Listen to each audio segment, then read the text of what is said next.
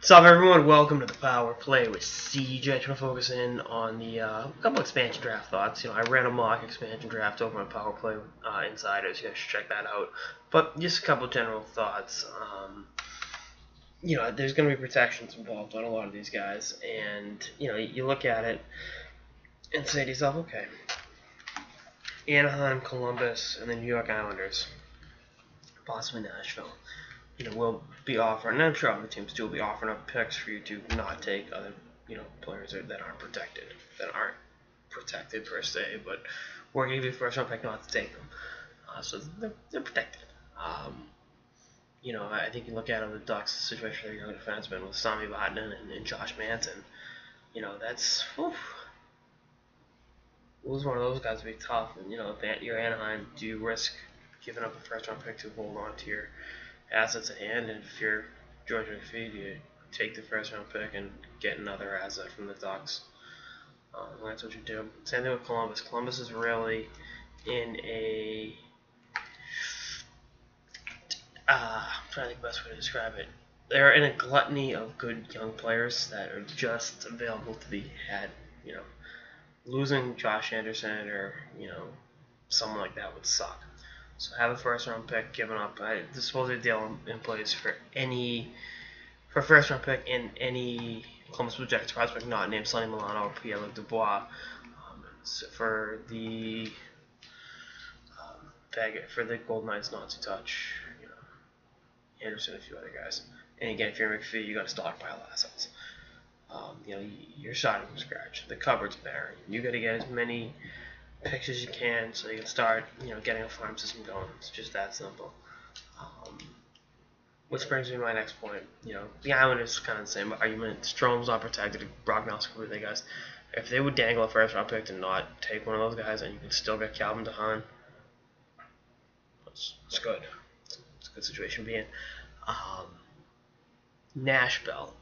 They're talking about who they go after Colton Sessions, they go after James Neal. I think they're going after James Neal. I think you're going for kind of a big name. And not that James Neal's a big name, but he's going to score some goals. He's going to put some asses in seats, and he's a free agent at the end of next year. So you flip him at the deadline. You get draft picks in exchange. And all my football aficionados here would know, football guys, know about the Herschel Walker trade, the great trade robbery involving the Dallas Cowboys and the Minnesota Vikings.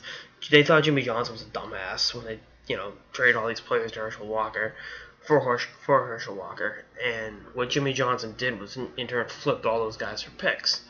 They ended up getting some pretty good players. I think Emmitt Smith was one of them. And then the Cowboys were the team of the 90s because Jimmy Johnson was able to flip veteran players who were what they were for picks down the line. Make the same argument Danny Ainge when he went into Brooklyn and held up the Brooklyn Nets and got all these lottery picks. It's a situation. So I think this is where we're at with Vegas, where McPhee has got to stockpile assets, and I think there's an argument to be made for drafting a ton of goalies in the expansion. Or not a ton of goalies, like 4 or 5 goalies instead of 3.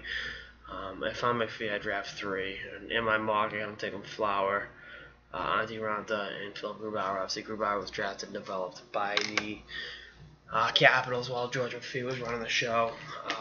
And I think you look at it, if I'm Vegas, I flip Ranta, hold on to Flower and Grubauer. And I just want to point out, how Fleury has handled this situation like an absolute consummate professional.